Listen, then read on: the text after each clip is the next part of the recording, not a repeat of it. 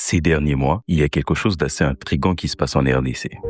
D'un côté, on apprend que certaines grandes entreprises réduisent leur présence ou quittent carrément le pays. On a vu par exemple le départ de Shoprite ou encore la vente par Heineken de sa participation dans Bralima. Mais de l'autre côté, des nouveaux acteurs internationaux arrivent. Carrefour poursuit son implantation, l'enseigne française coopérative U s'associe à Kinmarché et Starlink vient d'obtenir sa licence pour opérer en RDC. Alors forcément, ça soulève une question. Comment expliquer que certaines entreprises partent alors que d'autres décident d'investir des millions de dollars pour entrer sur le marché congolais? Est-ce que la RDC devient moins attractive ou au contraire plus attractive qu'avant? Aujourd'hui, on va essayer de comprendre ce phénomène sans parti pris, en regardant les faits et les différentes explications possibles. Mais avant de commencer, j'aimerais que vous me dites en commentaire, selon vous, la RDC est-elle aujourd'hui un pays où il est facile de faire des affaires ou c'est tout le contraire? Alors, commençons par ce qui a probablement créé le plus de confusion. Lorsque beaucoup de Congolais ont entendu que Heineken vendait sa participation dans Bralima à Elna Holding, certains ont immédiatement conclu que le géant néerlandais quittait la RDC. Mais la réalité semble être plus complexe que ça. Heineken continue de conserver ses marques à travers des accords de licence. Cela signifie que des marques connues du groupe peuvent continuer à être exploitées localement, même si l'entreprise n'est plus présente de la même manière dans la capitale. La question intéressante est donc,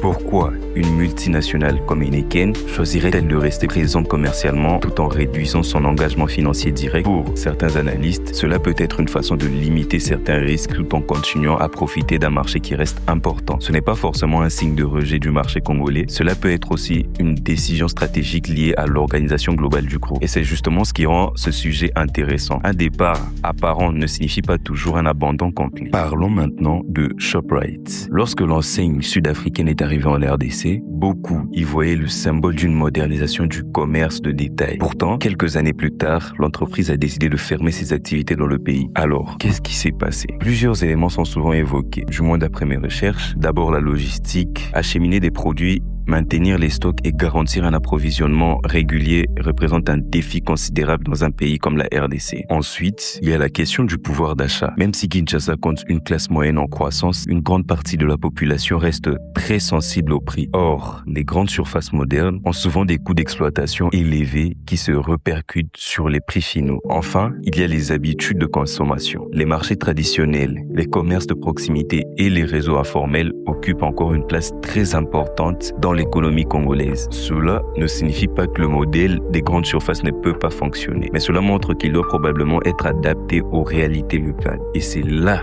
que le sujet devient particulièrement intéressant parce que pendant que certains acteurs se retirent, d'autres font exactement l'inverse. Carrefour est présent à Kinshasa grâce à un partenariat avec Hyper Psaro. De son côté, Coopérative U, acteur important de la distribution française, arrive à travers un partenariat avec Bissonabisso, soit BNB, opérateur de Kinmarché. Ce détail est peut-être la clé de toute l'histoire. Contrairement à certaines approches du passé, ces groupes internationaux ne viennent pas nécessairement construire seuls tout leur réseau. Ils s'appuient sur des partenaires locaux qui connaissent déjà le terrain. Ces partenaires connaissent les consommateurs, ils connaissent les fournisseurs, ils connaissent les réalités administratives et pour finir, ils connaissent les défis logistiques. Autrement dit, les nouveaux entrants semblent privilégier une approche plutôt collaborative. Et la question qu'on peut se poser est la suivante. Est-ce que l'avenir des grandes entreprises internationales en RDC passe justement par des partenariats locaux plus solides? Bon, maintenant, changeons complètement de secteur. Parce qu'au-delà de la grande distribution, un autre acteur attire énormément l'attention. Starlink. L'entreprise spécialisée dans l'Internet par satellite a obtenu sa licence pour fournir ses services en RDC. Pour beaucoup, cette activité pourrait avoir un impact important. Pourquoi? Parce que connecter un territoire aussi vaste que la RDC reste un défi majeur. Construire des infrastructures terrestres partout demande énormément de temps et d'investissement. L'approche de Starlink est différente. Le service utilise un réseau de satellites pour fournir une connexion Internet, y compris dans des zones où les infrastructures traditionnelles sont limitées. Bien sûr, plusieurs questions restent ouvertes. Quel sera le coût du service pour les ménages congolais? Quel impact aura-t-il sur les opérateurs déjà présents? Combien de personnes pourront réellement y avoir accès? Mais une chose est certaine, l'obtention de cette licence montre que la RDC continue d'attirer l'attention des grands acteurs technologiques. Alors, le paradoxe est-il vraiment un paradoxe? Au final, ce que nous observons n'est peut-être pas aussi contradictoire qu'il y paraît. Les entreprises ne prennent pas toutes leurs décisions pour les mêmes raisons. Certaines peuvent quitter un un marché parce que leur modèle économique n'est pas adapté. D'autres peuvent y entrer parce qu'elles estiment avoir trouvé une meilleure stratégie. Ce n'est donc pas forcément le pays qui change. Parfois, ce sont surtout les méthodes utilisées par les entreprises qui évoluent. La RDC reste un marché complexe, mais c'est aussi l'un des plus grands marchés africains en termes de population.